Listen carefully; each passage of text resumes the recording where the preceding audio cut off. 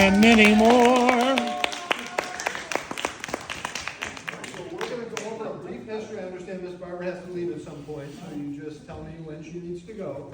But we're going to go over and talk a little bit about the history of this place that goes way back before you were born. So we're going to go back 450 million years ago. Okay? So 450 million years ago, this area was covered by this vast inland sea. It was a period of time that geologists call the Ordovician period.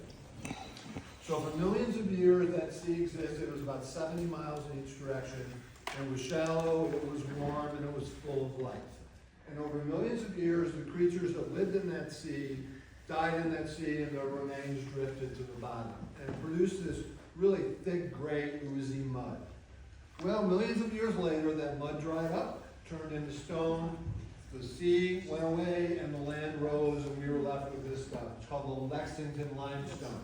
It underlies this area for miles in each direction. In some cases, it's 300 or more feet thick. When you're driving along, you go through one of the road cuts like I-75 or I-64 in Frankfurt, you see massive walls of this stuff, right? So what does it have to do with anything? Why are we talking about it in the history of Cambridge? Well, first of all, the buildings out here are built on Lexington limestone, including this building, and this stuff was quarried right on the front of the property. But that's not the important part. To go to the important part, we have to go to the 1700s. 1760 or so, people started trickling into this area.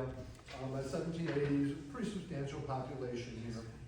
They came by horseback over the Cumberland Gap, or they came down the Ohio River to maybe for Cincinnati, and then down on one of the roads leading into Lexington. And they came by horseback. Horses were really important in those days. It was the way they got around. They used them for work. They used them for entertainment. And a very peculiar thing happened here.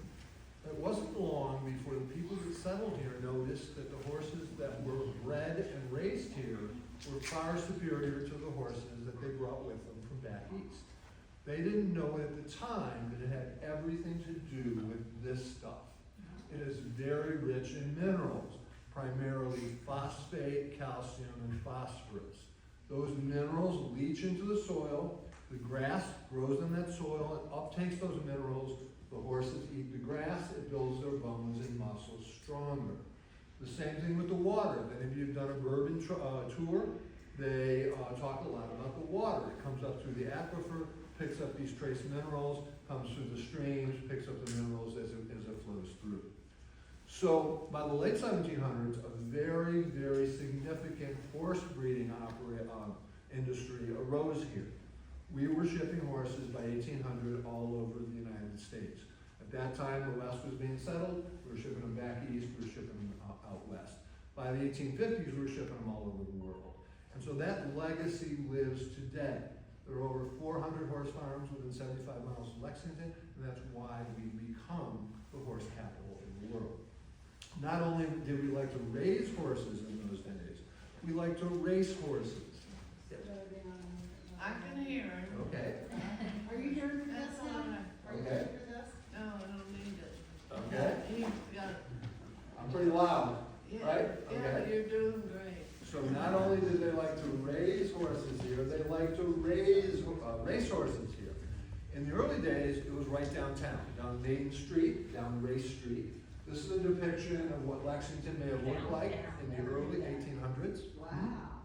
I never knew they raced Yep. downtown. So this would have been a race day in Lexington. Now the sanctioned races weren't a big problem, but like sometimes kids drag race down city streets today. There were a lot of unsanctioned races as well. By about 1820, Lexington was getting kind of sophisticated. And so the city leaders decided they were going to channel that activity, and they opened up a racetrack on the north side of town. They called it the Kentucky Association, and that racetrack ran for more than 100 years. So let's fast forward now to 1916. 1916, this property was the Keene family farm. They were wealthy farmers. They'd been in Lexington a long time. They raised tobacco, they raised horses, they raised cattle and row crops, forage crops. And the principal of that family was a guy named Jack Keene. Jack was a horse trainer, and he was a very good horse trainer. He trained all over the world. He found himself over in Russia in 1916. He ran into a little issue over there and had to come home. But he had this Wait vision. a minute, what was the issue? The issue was he was accused of using substances on his horses. So the Russian racing officials kind of booted him out. Okay? Now, that's not to say they wouldn't have left soon after, anyway, because the Bolshevik Revolution was right Right, I around was the corner. thinking that was about that. Jack comes back home and he has this vision. He had seen the stonework of Europe. He had seen the architecture of Europe. And he had this idea to build a facility on the family farm, not as a public facility, but as a private facility for he and his horse training buddies. The idea would be he would build a clubhouse, if you will, a party place. He built a little racetrack. He built some stone barns. He designed all this by himself. And the idea would be, this would be a place where he and his wealthy friends could come and train the horses, to race their horses among themselves, and to basically party, okay? So construction kind of drug along, there were starts and stops, and in the 1920s, he started to run into some financial problems. The Great Depression hits, he runs out of money. So this place kind of shuts down. About the same time, 1933, that racetrack on the north side of town, it closes its doors. So all of a sudden, no horse track here, no training facility here, things look pretty bleak. But a group of his buddies got together and they raised some money and they made him an offer. They offered him $140,000 in cash for 137 and a half acres of the farm, the buildings, the racetrack, and they also gave him 10,000 shares of stock in a new company called the Keeneland Association. So that was about 1935. So the next year, 1936, in the fall, after they did some substantial renovation to this place and the track, they opened to the public. They built a wooden grandstand just next to us, and in October they opened up. They had 25,000 people at that first meet, okay, for the 9-day meet, okay, and they bet about $500,000. It was a marginal success. They lost a little bit of money, but they could see this was going to take off. So in the spring, they had another meet, and it was better attended, more money was bet, and that was the beginning of our tradition of our spring meet, followed by our fall meet. We only race 6 weeks out of the year, 3 weeks in the spring, 3 weeks in the fall. So that first meet, so okay, 9,000 people, 25,000 people, betting about $500,000 for the whole meet. Today, last Saturday of the meet, we had more than 25,000 people on premises. For the last completed year, last year, we drew 500,000 fans that bet $342 million also.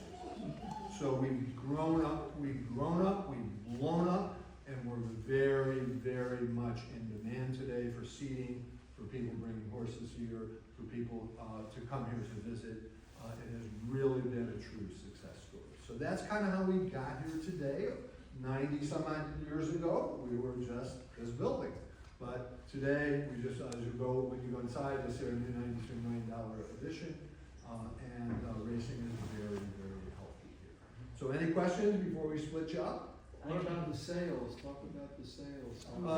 So a big part of what we do is we sell horses here. So we are the largest thoroughbred auction house in the world. Starting Tuesday, we're going to be selling breeding stock and weanlings. Okay. Last year we sold about 6,600 head for just shy of $700 million in gross sales. So most of the horses, about 90% of them, are Kentucky breds. They're from around here. So just a huge boost to the economy. Our 4 sales a year draw people from some 40 countries buying yearlings in September. This is the breeding stock sale. In January, we have a horses of all ages sale, and then we have a 2-year-old sale, a short 2-year-old sale in April.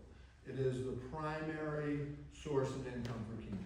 It's what pays us, all of us senior citizens who work here. It buys all the green paints. So it is really a major source And it happened quite by accident. It happened during World War II because the government seized the railroads for the war effort. Most of the horses in the United States were sold up east, primarily New York. The Kentucky horsemen couldn't get their horses up east, so the folks that were running Cleveland at the time said, hey, you know, why not? Let's sell them here. They set up a tent, and it was wildly successful. And then in 1947, they kind of began doing it full time. You got it out the last of that one. What happened in 1947? So in 1947, we did it for, we started doing it permanently. Okay, so we built a permanent building, and it became a major annual event after that. Anything else? So for those of you that are interested, part of the tour maybe will go to the sales pavilion where that actually goes on, starting on. That's Mom's favorite place, isn't it? Yep, I understand it's your favorite place. So at this time, Carol Sue's gonna take half of you.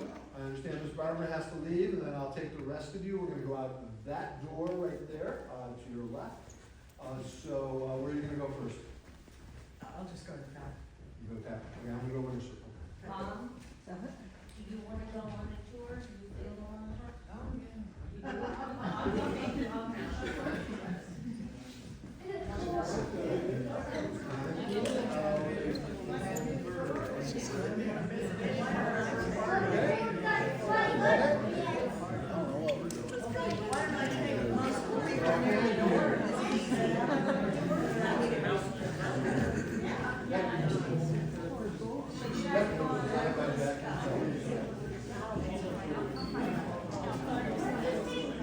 Which tour did we go? Which person?